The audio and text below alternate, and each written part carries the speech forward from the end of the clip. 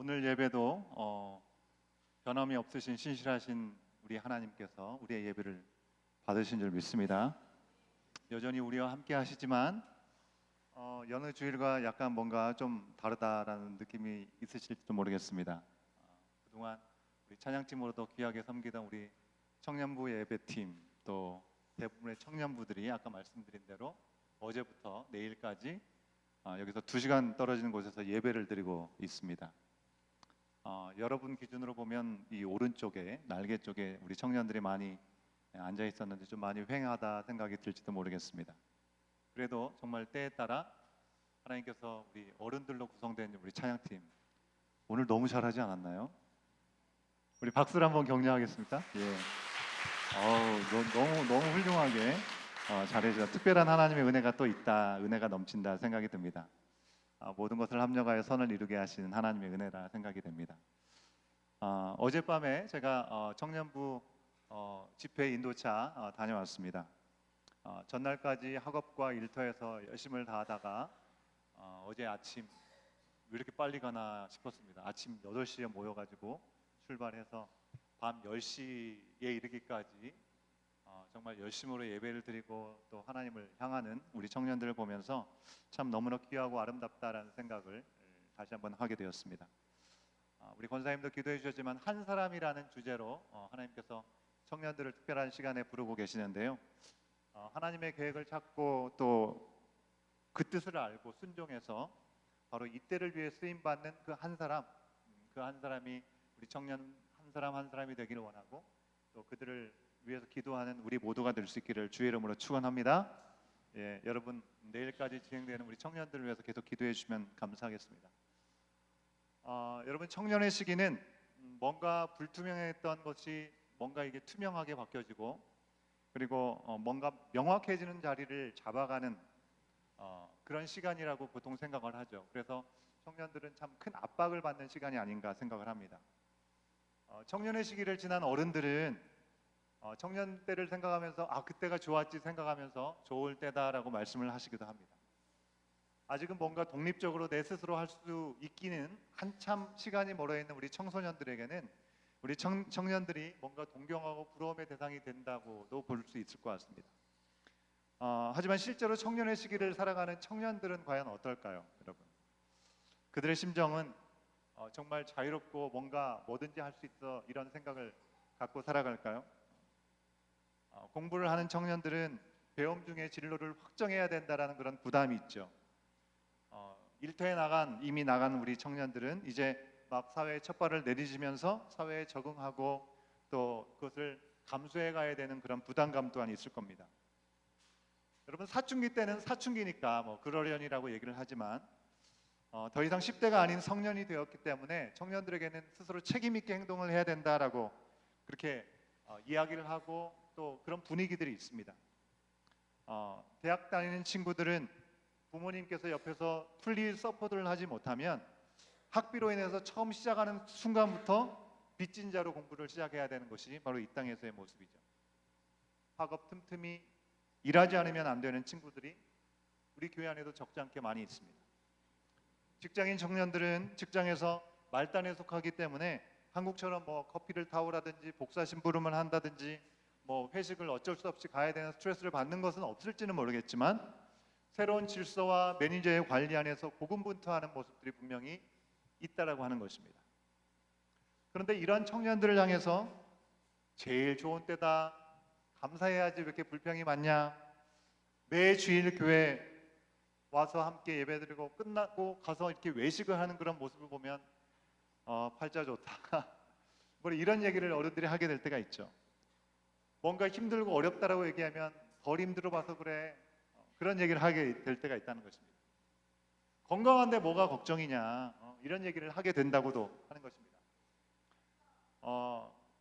별다방에 음료를 한 잔 사주면서 이렇게 얘기하면 좋은데 그런 건 전혀 없이 그냥 이래야 된다 저래야 된다 그렇게 얘기하는 꼰대 어른들이 있다라고 하는 겁니다.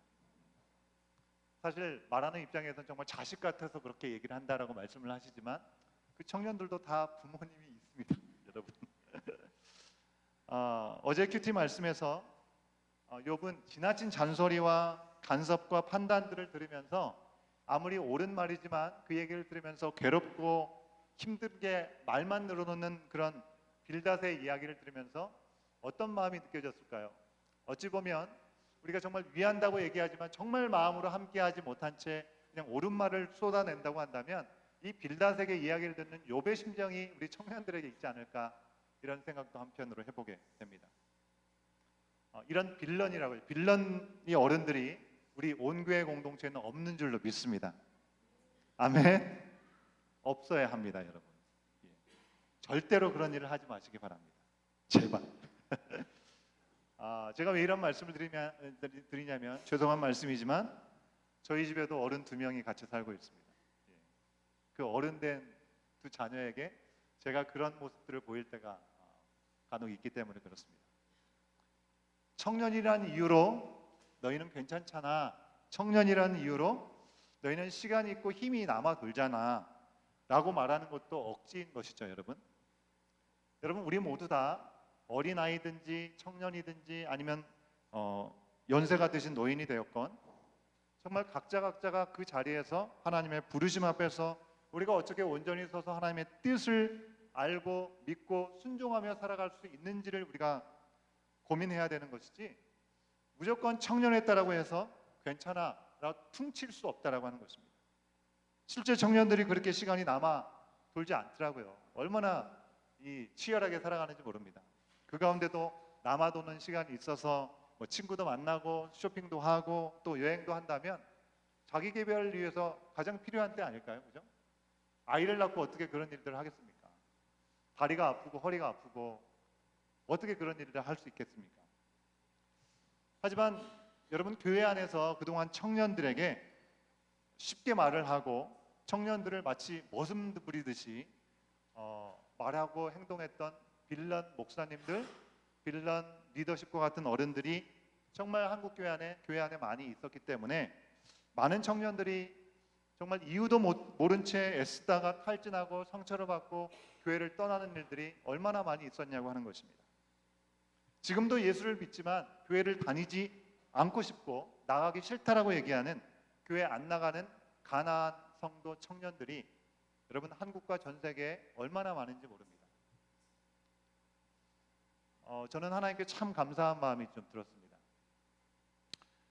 어제 청년부 수련회 가서 새롭게 알았던 부분이 하나 있는데요.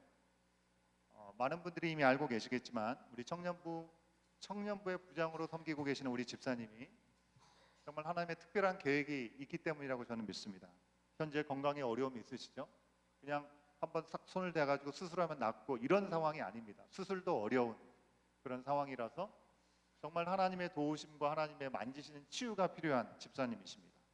그래서 원래 하시던 일도 다 할 수가 없어서 그만둘 수밖에 없고, 같이 사시는 유치부 전도사님, 우리 전도사님이 주중에 쉴 틈이 없이 끊임없이 일을 하고 계시는 상황입니다. 청년부 부장님과 그 가정이 여러분 우리가 지금 묵상하고 있는 욥처럼 하나님께 매달리기만 해도 다행이다라고 생각할 수 있는 그런 상황에 계신다라고 해도 과언이 아닌 것 같습니다.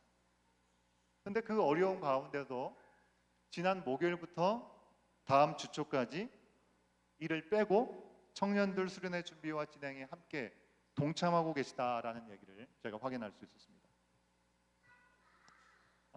원래 사람의 이름을 잘 못 외운다라고 얘기를 하셨는데 어제 고백이 청년들의 이름이 다 외워졌다라고 얘기를, 은혜 가운데 외워졌다는 고백을 하시더라고요. 사실 여러분 아시는 것처럼 청년들만 빠져도 뭔가 휑하게 느껴지는데 우리 청년들, 하나님께서 새로운 청년들을 많이 보내주셔서 너무 감사한데, 사실 저도 어제 가서 이름하고 얼굴을 좀 매치하는 시간이 좀 필요했던 시간이 있었습니다. 그럴 정도로 새로운 우리 청년들을 많이 보내주고 계시죠. 치유가 참으로 어려운 아픔 중에 계시는 우리 청년부 부장 집사님, 하나님께서 약함 중에 부르셔서 더 큰 은혜와 더 큰 은사를 부어주시고 사용하셔서 또 그를 통해서 우리 청년들 더 감사한 은혜가 넘쳐나는 시간들이 임할 수 있기를 간절히 소원합니다.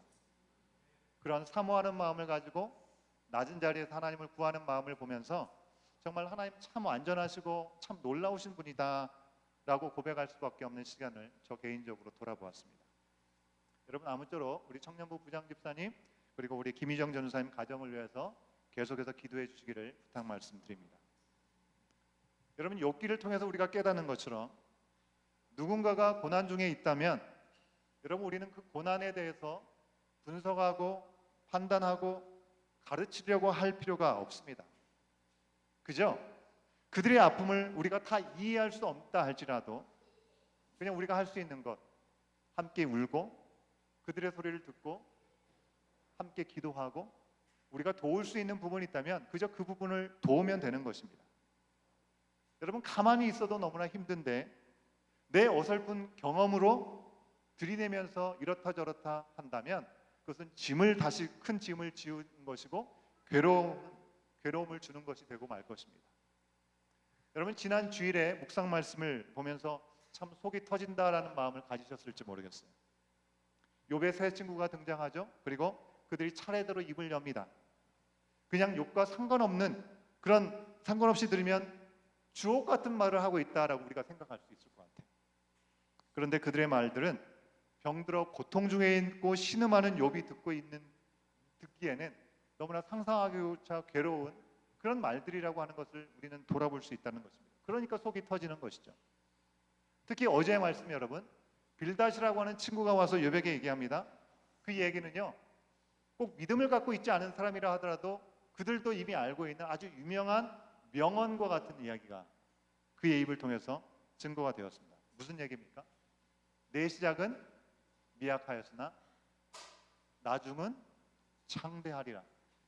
여러분, 우리가 들으면 너무나 좋은 말씀이죠. 지금 힘들고 어려운 시간이지만 그 얘기를 들으면 하나님께서 나중에 아주 창대하게 허락하실 걸 소망하게 하는 그런 말씀이라고 할 수 있습니다. 여러분, 모르고 들으면요, 하나님이 아브라함에게 복을 주시고 야곱에게 복을 주시는 것 같은 그런 말씀으로 들을 수 있다는 것입니다. 그래서 개업하는 믿음의 이 가정들의 사업터전에 보면 그 문구가 액자에 딱 붙어 있는 것을 볼 수가 있는 것이죠. 근데 여러분, 자세히 그 내용들을 돌아보면 이 명언이라고 생각하는 것은 망언 중에 망언이라고 하는 것입니다. 왜 그렇습니까? 빌닷의 그 주옥 같은 말씀이 경우에 합당한 말이 아니었기 때문에 그렇습니다. 잠언 25장 11절의 말씀은 이렇게 기록하고 있죠. 같이 한번 확인해 볼까요? 함께 읽습니다. 시작. 경우에 합당한 말은 아르색인 은쟁반의 금사관이라. 여러분, 은쟁반 자체가 얼마나 빛이 납니까? 얼마나 아름답습니까? 그런데 그 아름다운 은쟁반 위에 금사과가 딱 놓여 있다 생각해 보십시오. 예. 아주 엄청난 좋은 그런 상황들을 우리가 생각할 수 있는 거죠. 최고의 조합이라고 얘기할 수 있습니다. 그런데 경우에 합당하지 않은 말은 여러분 어떨까요? 야고보서의 말씀을 보니까 독처럼 사람을 죽이는 것이다. 경우에 합당하게 말하지 않으면 독처럼 사람을 죽이는 것이다 라고 우리 가운데 말씀해주고 있습니다. 야고보서 3장 8절의 말씀을 같이 한번 확인해 봅니다. 시작. 혀는 등이 길들일 사람이 없나니 쉬지 아니하는 악이요 죽이는 독이 가득한 것이라. 그럼 빌닷은요, 명언을 많이 했지만 전혀 경우에 합당하지 않게 바른 말, 옳은 말, 그럴듯한 말을 남발했기 때문에 그 말들은요, 욥을 더 괴롭게 하고 죽이는 화살이 되고 말았습니다. 빌닷의 말은요, 시작부터 선을 넘어버렸어요. 욥기 8장 4절에 있는 말씀을 한번 확인해 볼까요? 욥기 8장 4절입니다. 시작. 내 자녀들이 주께 죄를 지었으므로 주께서 그들을 그 죄에 버려두셨나니. 여러분, 지금 욥이 어떤 상황입니까? 자녀들이 다 죽었어요. 그죠?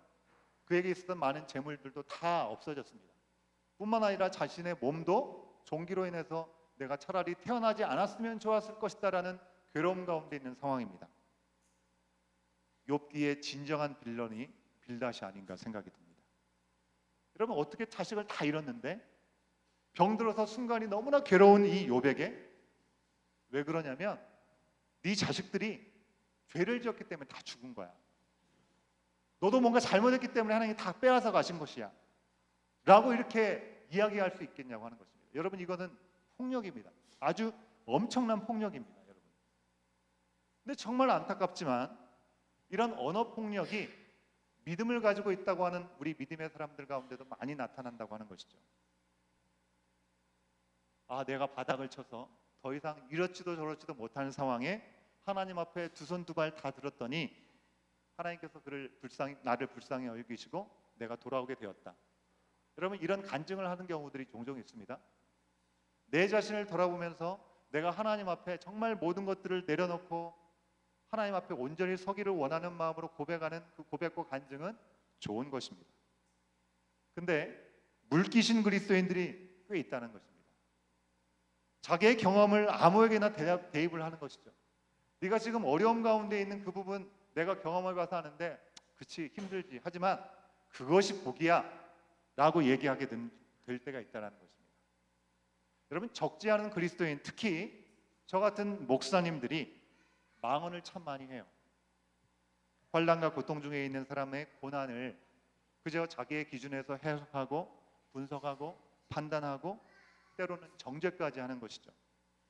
여러분, 예수님께서 우리 죄를 대신 지시고 십자가에 달려 죽기까지 하셨는데 우리가 그런 예수님을 주로 삼는다라고 고백하는 우리 그리스도인들이 아무 말 대잔치를 하면서 혀로 다른 사람을 죽이고 십자가의 마음대로 그 사람을 또 못 박는 일들을 하게 되면 어떻겠습니까? 실제로 그런 일들이 있었죠, 그죠? 2004년도에 태풍의 푸켓이라고 하는 휴양 도시에 충격적인 폭풍우가 불었습니다. 쓰나미가 찾아왔습니다. 영화로까지 만들어져서 영화를 보신 분들도 계실지도 모르겠어요. 벌써 20년이라는 시간이 흘렸네요. 저는 그 뉴스가 너무나 생생해서 지금도 기억이 얼마 전 이야기처럼 기억이 되는데요. 정확히 12월 26일이었습니다. 크리스마스 다음 날이죠. 태국의 대표 휴양지인 푸켓에 높이 30m 정도에 되는 쓰나미가 몰아쳤습니다. 수많은 사람들이 터전을 잃고 많은 사람들이 죽었습니다. 호텔 휴양지의 휩쓸고한 물살을 통해서 어떤 일들이 일어났는지 뉴스를 통해서 생생하게 볼 수가 있었습니다. 근데 그런 뉴스가 보도되고 그런 일이 있은 후에 이런 망언들이 몇몇 강단에서 들려왔습니다. 성탄절에 예배 안 들리고 놀러 갔다가 참변을 당했다라고 얘기를 하는 것이죠. 여러분, 우리 하나님이 정말 그렇게 하시는 분이십니까?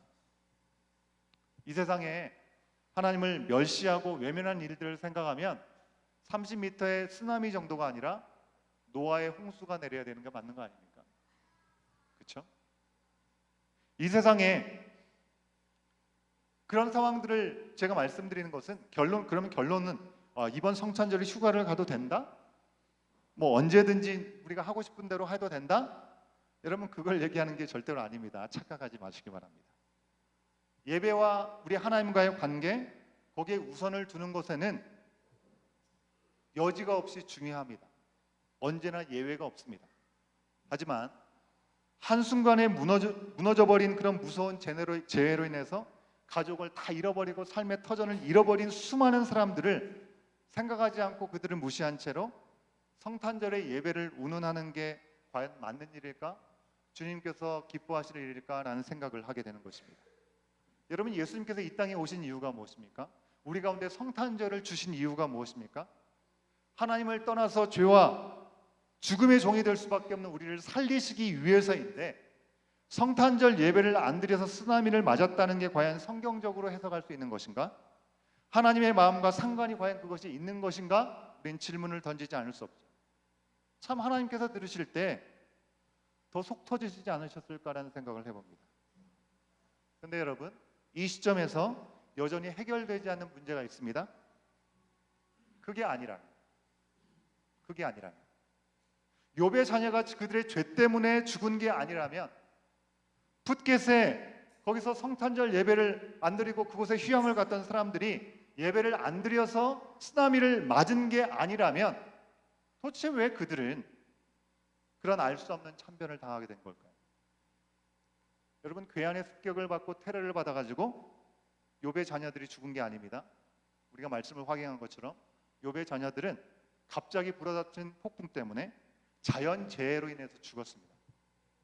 다른 사람의 악함 때문도 아니라면 더 궁금해질 수밖에 없지 않습니까? 이해하기가 힘듭니다. 온 우주를 통치하시고 주관하시는 하나님은 왜 그런 일들을 허용하셨냐고 하는 것입니다.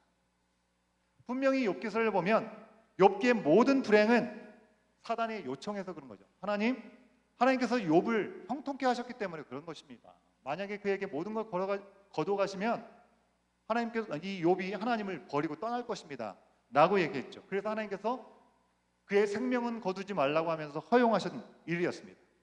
참으로 그것도 이해하기가 힘든 부분이죠. 여러분, 이것에 대해서 빌닷의 이론은 아주 심플합니다.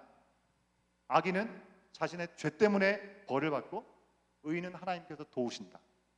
그겁니다. 욥기 8장 20절에 있는 말씀을 우리 세 번역의 성경을 통해서 함께 확인해 보도록 하겠습니다. 빌닷이 이렇게 얘기하는 것이죠. 함께 읽습니다. 시작. 정말 하나님은 온전한 사람 물리치지 않으시며 악한 사람 손잡아 주지 않으신다. 여러분, 이 말씀만 보면 맞는 말이죠, 그죠? 빌닷이 한 얘기입니다. 빌닷이 경험 속에서 얘기한 것이죠. 근데 욥의 상황이 이 말로 딱 맞아떨어지는 그런 교훈이 될 수 있겠냐고 하는 것입니다. 이에 대한 욥의 답이 무엇입니까? 욥의 대답은 이거, 첫 번째는 나도 안다는 것이었습니다. 지금 욥이 몰라서 죄를 짓고 형벌을 받으면서 그 고통의 수렁에 빠져 있는 게 아니라는 거예요. 회개만 하면 병도 낫고 다시 회복될 텐데 고집 부리면서 회개를 안 하고 죄에 머물러 있어서 이 모양 이 꼴이 된 것이 아니라는 것입니다. 욥은 빌닷의 이론을 이미 다 알고 있었어요. 하나님은 공의로운 분이시고 죄를 미워하시고 죄에 대해서 갚으신다는 것도 알고 있었어요. 그런데 자기는 그 케이스가 아니기 때문에 문제가 되는 것이죠. 욥 자신도 해결되지 않고 이해되지 않으니 더 괴로운 것입니다. 여러분, 다윗을 생각해 보십시오. 다윗처럼 자신이 불륜을 저질렀죠. 그리고 그것을 감추려고 살인까지 방조했습니다. 그죠? 조장한 분명한 명확한 죄가 있었죠. 그것을 깨닫게 했을 때 다윗은 자신의 죄인 것을 분명히 깨닫고 뭐라고 얘기합니까? 하나님이여, 내 성악에 정한 마음을 창조하시고 내 안에 정직한 영을 새롭게 하여 주시옵소서. 그렇게 고백하지 않습니까? 회개하지 않습니까? 나를 주 앞에서 쫓아내지 마시고 주의 성령을 내게서 거두지 마시옵소서라고 그는 기도했습니다. 이렇게 기도하면 되는 거죠, 그죠? 그런데 욥의 상황은 그게 아니었던 것입니다. 그가 이 일을 지금 당장 당할 수밖에 없는 이유를 찾을 수 없었습니다. 그래서 욥은 계속 얘기합니다. 두 번째로 뭐라고 얘기하냐면요, 나는 모르겠다. 욥은 이어서 질문합니다. 그렇다면 하나님 앞에서 의롭다고 말할 수 있는 사람이 과연 있을까? 하나님 앞에서 누가 의롭다고 얘기할 수 있을까? 그는 아무리 생각해도 그건 불가능하다는 생각이 들었죠. 자기를 포함해서 그 누구도 하나님 앞에 의로울 수 있는 사람은 없다.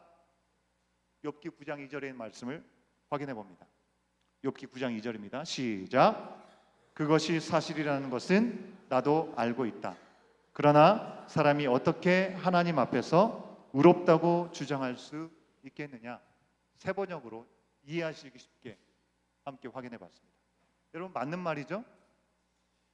모든 사람이 죄를 범하여 하나님의 영광에 이룰 수 없게 되었기 때문에 우리를 사랑하셔서 함께하기 원하시는 하나님께서 예수 그리스도를 이 땅에 보내주셨습니다. 그리고 우리의 죄를 되서가게 하시는 것이죠. 여러분, 이렇게 따져보면 욥만 아니라 이 이야기를 해주는 빌닷도 하나님 앞에 의로울 수 없기 때문에 욥이 처했던 그런 고난처럼 빌닷의 가족도 그런 재앙을 당하고 심판을 당하는 것이 마땅치 않겠습니까? 그런데 왜 그 많고 많은 죄인들 가운데서도 그래도 하나님 앞에 더 정직하고 하나님을 경외하고 하나님 앞에 온전해서 악에서 떠난 욥이 왜 이런 일을 당해야 되냐고 하는 것입니다. 여러분, 이 이야기를 들으면 욥처럼 하나님을 잘 섬기는 그 사람이 이런 일을 당하는데 누가 하나님을 잘 믿고 섬기려고 하겠느냐? 라는 질문을 할 수 있지 않겠습니까? 잘 믿고 순종하나 내 생각대로 내 마음대로 사나 거기서 거기라면 당장 내가 하고 싶은 대로 하나님의 뜻에 관심 갖지 않고 내가 하고 싶은 대로 살면 되지라는 생각을 우리가 하지 않겠습니까? 결국은 욥은요, 사실 오늘 말씀이 좀 지나가는 내용으로 우리가 끝까지 말씀을 봤는데 내일 묵상 본문의 말씀까지 우리가 확인할 수 있었죠. 하나님이 흠이 없는 사람이나 악한 사람이나 다 한 가지로 심판하신다면 왜 애써서 우리가 헛된 수고를 해야 하나라고 반박하고 따지는 모습을 우리는 이어지는 말씀에서 욥의 이야기로 들을 수 있었습니다. 그렇죠? 하나님 앞에서 스스로 의로울 수 있는 사람은 없습니다. 그러면 욥이나 다른 죄인들이나 다 같은 건 아닌가요? 도대체 하나님은 어떤 면에서 욥을 온전하다라고 악에서 떠난 사람이라고 얘기를 하신 것일까요? 하나님이 보시기에, 하나님께서 보시는 욥의 온전함이라고 하는 것은 그가 정말 티도 흠도 없는 깨끗하기 때문에 온전함이라고 했다기보다는 그가 추구하고 있는 방향성을 얘기하는 것입니다. 욥은 절대로 완벽하지도 않고 완전한 사람도 아니었습니다. 하지만 정말 그의 온 마음을 다해서 하나님을 그는 두려워했습니다. 그랬으니까 자신의 자식들이 파티를 벌이고 혹시 하나님 앞에 죄를 짓진 않았을까? 하나님 앞에 제물을 드리고 예배를 하고 그들을 정결케 하고자 했던 모습이 그 아버지에게 있었던 것이죠. 하나님의 뜻대로 살고자 하는 마음의 방향성이 분명히 있었던 것입니다. 그리고 하나님의 뜻대로 살면서 뭔가 하나님과 더 가까워지고 영적으로 성장하려고 하는 영적인 성장판이 닫혀져 있지 않은 사람이었다고 하는 것입니다. 그러기에 여러분, 우리가 다 이해할 수 없지만 하나님을 향한 이 욥이 자기의 수고로는 도저히 하나님의 의를 이룰 수 없는 한계를 경험하면서 하나님과의 관계에 새로운 도전, 새로운 전환기를 하나님은 허락하시는 것입니다. 이때까지 그가 한 모든 수고, 그 수고에 대해서 너는 그거 제대로 한 게 아니야? 하나님 그러시지 않으셨습니다. 그의 마음의 온전함으로 그가 했던 모든 수고와 정직함을 하나님은 다 받으셨습니다. 그러나 그것만으로 스스로 의로울 수 없다는 것을 우리 주님은 욥에게 알려주고자 하셨던 것이죠. 그 너머에 내가 열심을 다했던 수고와 내가 힘을 다했던 정직함과 그 최선을 넘어서서 하나님의 뜻대로 더 붙들려 살아갈 수 있도록 이런 시간을 허용하신 것 같습니다. 사랑하는 여러분, 우리가 예수님을 알고 예수님을 믿고 하나님의 뜻대로 살고자 무던히 우리가 애씁니다. 얼마나 씨름을 합니까? 하지만 우리의 힘으로는 결코 하나님의 의를 이룰 수 없습니다. 하나님은 하나님을 향한 우리의 마음의 그 방향성을 바라보고 계시고 우리의 열심을 사랑하고 기뻐 받으시는 분이십니다. 하지만 우리의 의가 아니라 우리가 하나님을 사랑하기 때문에 우리가 행했던 그 일들로 인해서 이만하면 됐지, 절대로 여러분 그렇게 되어서는 안 된다고 하는 것이죠. 넘어지기 딱 좋은 순간이 되지 않겠습니까?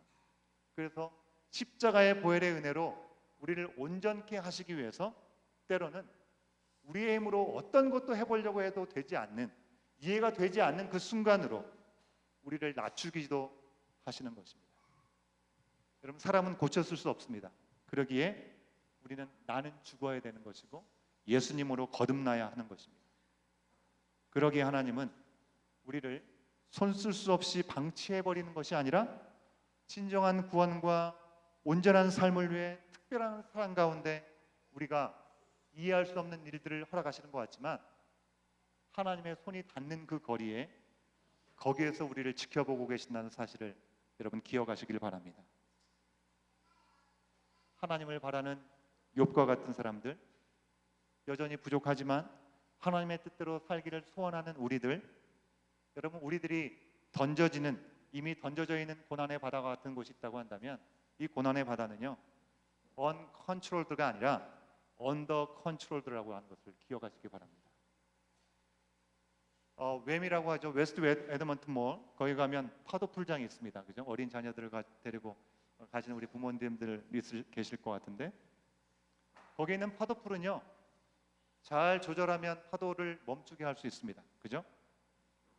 여러분, 우리 가운데 있는 고난의 바다는 하나님의 손 안에 있는 고난의 바다인 줄 믿습니다. 때로 고난의 바다 한가운데서 밀려오는 파도가 정말 감당할 수 없기 때문에 이 모든 것을 인정하고 이해할 수 없는 순간을 우리가 살아간다 할지라도 우리는 욥처럼 계속 하나님을 붙잡고 하나님께 여쭤봐야 하는 것입니다. 내가 다 아는 것처럼, 내가 경험해서 알고 있는 것처럼 그 선에서 그치지 말고 더 많은 질문을 던져보시면서 정말 하나님께서 바로 이 시간을 통해서 나에게 원하시는 지금 이 순간에 하나님의 뜻이 무엇인지를 물어야 된다는 것입니다. 뭘 주시려고 하시는 것입니까? 하나님의 뜻이 무엇인지 지금 들려지지 않아도 여러분 계속 물어야 하는 것입니다. 여러분 넘어져도 하나님 반대편이 아니라 하나님 편으로 넘어지기 바랍니다. 절대로 하나님께 등을 보이지 마십시오. 여러분, 우리가 살아가면서 경험하게 되는 모든 상처들, 스칼, 그 상처만 생각하면 가슴이 무너지고 여전히 그것이 우리의 삶의 트라우마로 자리 잡고 있을지도 모르겠습니다. 하지만 그 시간들을 지나가면서 주님께서 나를 여전히 만져주시고 그 시간을 통해서 나에게 깨닫게 해주신 하나님의 은혜가 경험된다고 한다면 그 상처는 그저 가슴 아픈 상처로만 남지 않고 뭔가 하나님의 놀라운 역사를 더 바라볼 수 있는 믿음의 증표가 될 수 있는 줄로 믿습니다. 그 상처는 누군가가 똑같은 아픔을 경험하고 있는 사람에게 주님께 돌아오게 할 수 있는 이정표가 될 수 있는 줄로 믿습니다. 우리는 이런 영혼의 어두운 밤, 이해할 수 없고 이해하기도 싫고 우리 스스로 감당하기도 어려운 고난의 터널을 여러분 절대로 피해가서는 안 됩니다. 어떤 것도 하나님께서 모르시고 우리 가운데 오는 것은 없습니다. 하나님의 손 안에서 허용된 일이라고 한다면 그 허용된 일 앞에 어떻게 해서든지 피해가려고 하기보다는 그 고난의 터를 지나가는 시간을 통해서 주님을 만나기를 소원하고 그 주님을 경험함으로 나를 더 치밀하게 불러주시고 초청하시고 함께 하시고 하시는 그 주님을 만날 수 있는 여러분의 삶의 자리가 되기를 간절히 소원합니다. 여러분, 그 고난의 터널 지날 때 잊지 마십시오. 이미 십자가에서 우리를 향해서 완전한 사랑을 확증해 주신 우리 주님께서 환난이나 고통이나 그 어떤 상황에서도 우리를 내팽개치지 아니하시고 우리와 함께 하신다고 하는 사실을 잊지 마시기 바랍니다. 그러니 여러분, 답이 들리지 않아도 묻고 또 묻고 하나님께 구하십시오. 내가 원하는 답을 구하라는 것이 아닙니다. 내가 원하는 답을 달라고 조르라는 것이 아니라 내가 다 알지 못하는 하나님의 그 뜻을 우리는 구해야 하는 것입니다. 찬양팀은 나오시면 좋겠습니다. 여러분, 하나님은 결코 우리의 기도를 물리치지 않으십니다.